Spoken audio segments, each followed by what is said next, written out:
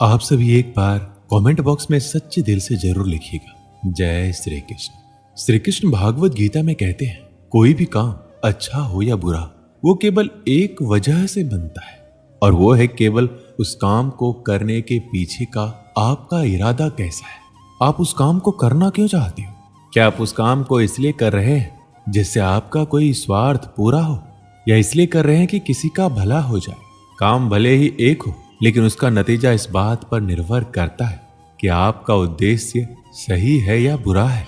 महाभारत के युद्ध में पांडव भी युद्ध कर रहे थे और कौरव भी युद्ध कर रहे थे, लेकिन दोनों के उद्देश्य बिल्कुल विपरीत थे। पांडव अपने धर्म के लिए युद्ध कर रहे थे और कौरव अधर्म के लिए। दोनों एक ही मैदान में थे और दोनों ही अपनी पूरी ताकत के साथ एक दूसरे से लड़ रहे थे, लेकिन दोनों का काम एक होने के बाद भी और मेहनत भी एक होने के बाद भी कौरव हार गए और पांडव जीत गए।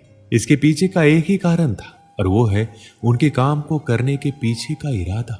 एक का इरादा सही और एक का गलत।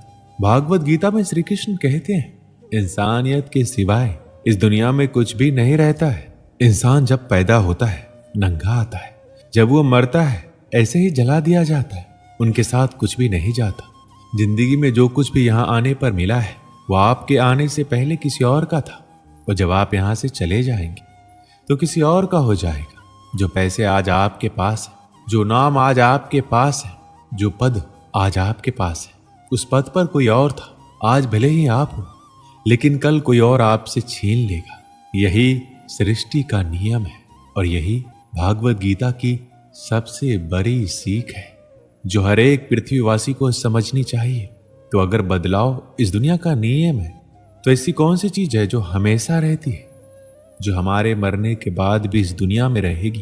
वो चीज है इंसानियत। सबसे पहले एक अच्छा इंसान बनिए, और हर एक मनुष्य उस परमात्मा का अंश है जो हमारे सीधे तार उस परमात्मा से जुड़े हुए हैं। और हमारी आत्मा कभी गलत नहीं हो सकती, पर हम शरीर के सुखों के लिए गलत कर्मों को करने में लग जाते हैं, और उनका नतीजा भी गलत होता है।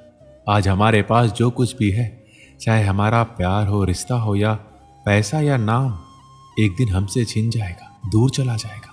श्री कृष्ण कहते हैं, हम लगातार किसी ना किसी तरह के शोर से घिरे हुए रहते हैं। ये हमारे शारीरिक और मानसिक स्वास्थ्य पर बोझ डाल सकते हैं। ऐसे में कुछ वक्त चुपचाप रहकर खुद के साथ समय बिताइए। यह आपके स्वास्थ्य के लिए फायदेमंद है। क्या हम हर समय शोर शराबा के बीच नहीं रहते? लगातार लोगों की बकबक, बाहर गाड़ियों का शोर, तेज म्यूजिक की आवाज, तेज संगीत की आवाज, ये सब हमारे तनाव का कारण है और हमारी नींद को बाधित करते हैं। मगर क्या हम कुछ देर के लिए इन सब से दूर नहीं रह सकते? जी हाँ, हम खुद के साथ वक्त बिताकर और कुछ देर सिर्फ अपने विचारों के साथ शांति का आनंद ले सकते हैं। इंसान के सभी दुखों का कारण बोलना ही तो है, क्योंकि आवश्यकता से अधिक बोलना ही दुखों का कारण बनता है। इसलिए कम बोलिए, सटीक बोलिए, मधुर बोलिए, और सबसे जरूरी, जितनी आवश्यकता हो उतना ही बोलिए। वाणी बोलना ही नहीं बल्कि मौन में भी शक्ति होती है। यही कारण है कि धर्मों में मौन को बहुत महत्व दिया गया है। सेहत से मौन का गहरा संबंध है और इससे मानसिक शांति मिलती है। मौन से विचारों में एकाग्रता आती है और रचनात्मकता बढ़ती है। इसलिए जितने भी साधु संत तपस्वी हुए, सबने मौन रहकर और ध्यान लगाकर इस संसार में गुप्त ज्ञानों को प्राप्त किया है। हमारे जीवन में एक नहीं बल्कि बहुत सारे दुखों का कारण बोलना ही है, क्योंकि हमारी समस्या यही है कि हम चुप नहीं रह सकते, हमेशा कुछ ना कुछ बोलते ही रहते, और आपके बोलने के कारण ही आधे से ज्यादा दुख निर्मित होते हैं। परिवार में कलह, कलेश का कारण हमारा बोलना ही होता है। आप जितनी भूख उतना भोजन खाते हैं, जितनी जरूरत उतना कार्य करते हैं, लेकिन क्या आपने कभी इस बारे में सोचा है कि आप कितना बोलते हैं? क्या आप उतना ही बोलते हैं जितनी आवश्यकता है, या अनावश्यक ही सारे दिन बोलते हैं?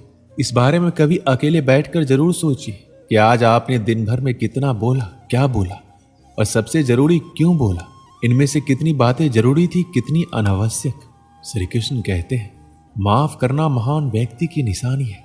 इस दुनिया में सबसे हिम्मत वाले और सबसे ज्यादा ताकत वाले इंसान वो होते हैं जो माफ करना जानते हैं।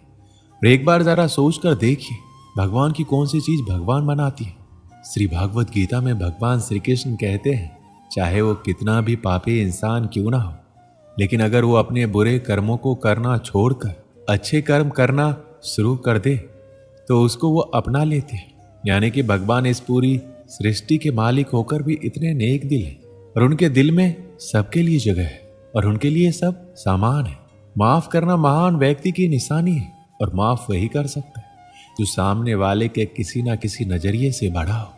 किसी के गलती होने पर उस पर नाराज होना, उस पर गुस्सा होना बहुत आसान काम है और ये कोई भी इंसान कर सकता है। लेकिन हिम्मत वाले इंसान गलती करने वाले इंसान को माफ करके उसको एक मौका दे सकता है। श्री कृष्ण कहते हैं सच्चाई और अच्छाई को कभी हराया नहीं जा सकता, ना कभी छुपाया जा सकता है। इसलिए सच कहने और अच्छे कर्मों को करने से कभी मत डरिए। सच्चाई और सूरज को ज्यादा देर तक छिपाया नहीं जा सकता। एक समय आने पर इनको दुनिया के सामने आना ही पड़ता है। आप उनको सामने आने से नहीं रोक सकते। इसलिए अगर आज आप ऐसा कोई काम कर रहे हैं जो गलत है, जिसमें झूठ है, तो आपको उस काम को तत्काल ही छोड़ देना चाहिए, क्योंकि किसी ना किसी दिन आपकी सच्चाई दुनिया के सामने जरूर आएगी। भगवान श्री कृष्ण कहते हैं हमें सिर्फ कर्म करने का अधिकार है, फल के बारे में ना सोचें। आपको काम करने की छूट है, लेकिन अपने आप को उस काम में होने वाली जीत और हार में खुद को बांध करके नहीं रखना चाहिए। ये एकमात्र ऐसी चीज है जो अगर इंसान समझ ले तो उसका 100% दुख समाप्त हो सकता है और वो बिना किसी परेशानी के मेहनत कर सकते हैं। ऐसी कोई मंजिल नहीं रह जाएगी इस दुनिया में जिसे वो हासिल नहीं कर सके। और सबसे शानदार बात तो ये होगी कि सब कुछ प्राप्त करने के बाद उसे कभी घमंड नहीं होगा। आपके किसी भी काम को करने का उद्देश्य कभी भी ये नहीं होना चाहिए कि अगर इस काम को मैं कर लूंगा तो मुझे ये फल प्राप्त हो जाएगा। अक्सर ये होता है कि हम मेहनत तो बहुत करते हैं, लेकिन उस मेहनत से ज्यादा हमारे मन में चिंता होती है, इच्छा होती है। हर वक्त हम ये सोचते हैं कि मैं इतना मेहनत कर रहा हूं, मुझे सफलता क्यों नहीं मिली, मुझे सफलता मिलनी चाहिए। अगर आप उस काम में सफल नहीं हुए तो कोई और इंसान तो इस काम में जरूर सफल हुआ होगा, क्योंकि उसने आपसे ज्यादा मेहनत की होगी। लेकिन वो सफलता उसको ना मिलकर आपको मिल जाती तो उसके साथ कहीं ना कहीं अन्याय हो जाता। इसलिए उसने आपसे ज्यादा मेहनत की है और उसके कर्म भी आपसे ज्यादा संघर्षशील रहे हैं। जिस दिन आपका कर्म ज्यादा संघर्षशील बन जाएगा उस दिन आपकी सफलता आपकी हो जाएगी। एक बार की बात है, एक छोटे से गांव में एक युवक रहता था जो जीवन में सफल होने के लिए हमेशा कड़ी मेहनत करता था। उसके दिनचर्या में सिर्फ एक ही चीज थी, कठिन परिश्रम। युवक का मानना था कि अगर वह दिन रात मेहनत करेगा तो एक दिन उसे सफलता अवश्य मिलेगी। हालांकि कई बार वो खुद से सवाल करता कि उसका मेहनत का फल उसे अभी तक नहीं मिला। वह दूसरों को सफलता पाते हुए देखता और सोचता उसने कुछ कम मेहनत किया होगा या शायद उसकी किस्मत ही खराब है। युवक दिन रात इस चिंता में रहता कि उसकी मेहनत का फल कब मिलेगा। एक दिन युवक के गांव में एक संत आए। संत ने देखा युवक बहुत बेचैन और चिंतित है। संत ने उसे बुलाया और पूछा, तुम इतने व्याकुल क्यों हो बेटा?